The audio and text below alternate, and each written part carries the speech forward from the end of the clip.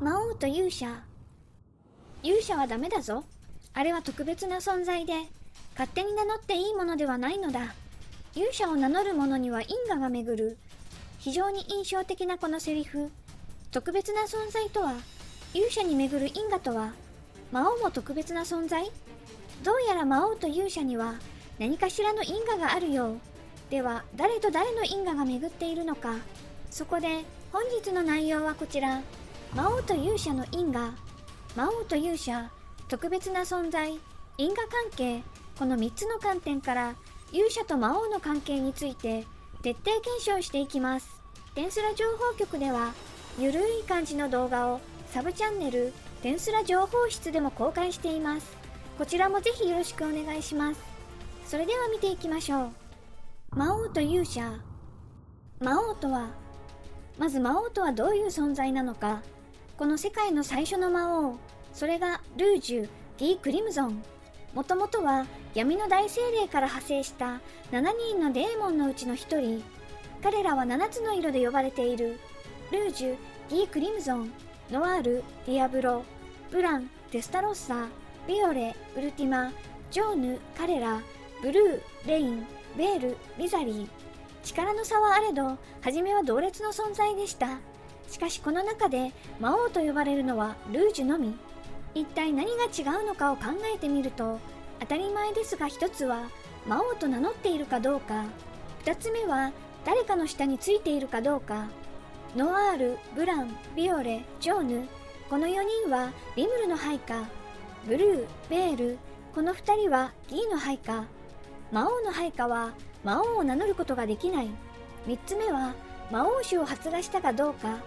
魔王種の獲得について明確な言及はされていませんが、リムルの場合、魔王となったゲルドを食ったことで獲得したと考えられます。少なくとも魔王を倒せるほどの強さがないと獲得できません。そして発芽については明確に示されていて、人間の魂1万人分。名乗る、誰の下にもつかない魔王種の発芽。この3つをクリアした存在、それが魔王。勇者とは、次に勇者とはどういう存在なのか。この世界の最初の勇者、それが東の帝国皇帝ルドラナスカ。同じような存在として英雄がいますが、この2つは明確な違いがあるよう。1つ目は勇者も魔王と同様、名乗ることがトリガーとなっている。しかし英雄も名乗ることで認識されることから、名乗るというのは決定的な違いではない。2つ目は光の精霊に認められるかどうか。勇者は光の精霊に認められる必要があるが、英雄は光でなくてもなれる。代表的な英雄がシズさん。彼女は炎の精霊イフリートを宿していました。すべての罪や咎を背負う覚悟を持っていないといけない。これは精霊の試練に打ち勝つために必要とされる覚悟。その試練に打ち勝って初めて認められる資格なのです。3つ目は勇者の卵を孵化したかどうか。勇者になるにはまず勇者の卵を宿している必要があり、さらにその卵を孵化させなければならない。この3つの条件をクリアした存在、それが勇者。特別な存在。魔王と勇者は特別な存在である。その役割について見ていきましょう。役割。魔王の役割は人類の脅威となること。人が傲慢にならないように脅威として存在し、人同士で争っている場合ではなく、人類は一致団結して戦わなければならないことを再確認させてくれる存在。勇者の役割は人類の守り手。魔物や苦痛から人々を救済する存在。当然、魔王は人類の脅威なので、勇者の討伐対象となる。どちらも目的は人類の保護。そして、魔王と勇者とは、世界というシステムが人類を守るために構築した特別な存在である。つまり、システムの一部であると考えることができる。これは、世界の創造主、聖王竜ベルダナーバが人類をこよなく愛していたことに他ならない。そして、システムは常にバランスを保とうとする。光があれば闇があり、魔王がいれば勇者がいる。では、いよいよ誰と誰に因果が巡っているのか、その真相に迫っていきましょう。因果。ギーとルドラ。はじめの因果はギーとルドラ。これは始まりの魔王、始まりの勇者なので説明するまでもないですが、相反する存在でありながら友情で結ばれていることが大きな特徴。ルミナスとグランベル。次にルミナスとグランベル。この2人は非常に複雑な関係。ルミナスを敵視しつつも信頼しているグランベル。最終的にはルミナスによってグランベルは倒されますが、最後の希望を託す際、ルミナスに依頼し、その願いを聞き入れたルミナス。書籍11巻にはっきりと記載されていますが、2人の因果はこの時終わりを告げています。長き時を戦い抜いた元勇者は、その因果から解放されて世界へと拡散したのだった。そしてまた新たな因果が生まれる。リムルとクロエ。おそらくこう思った方もいるのではないでしょうか。クロエはルミナスじゃない？そうなんです。クロエとルミナスは2000年来の友人。こちらもギーとルドラ同様、友情によって結ばれています。ということは、因果は1対1の関係じゃないと考えられます。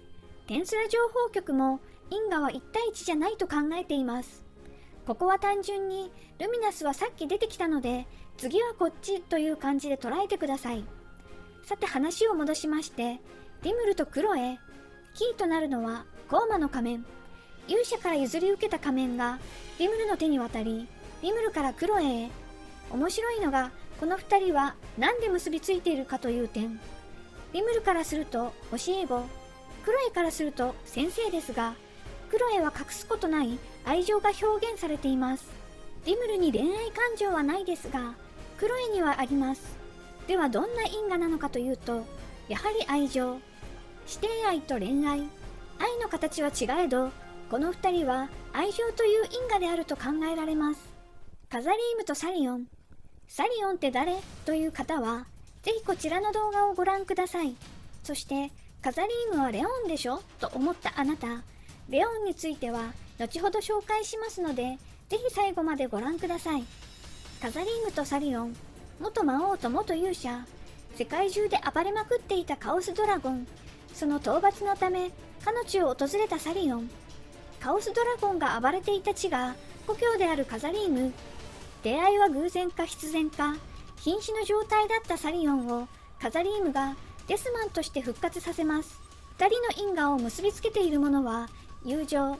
後に中央同期連という組織でつながります。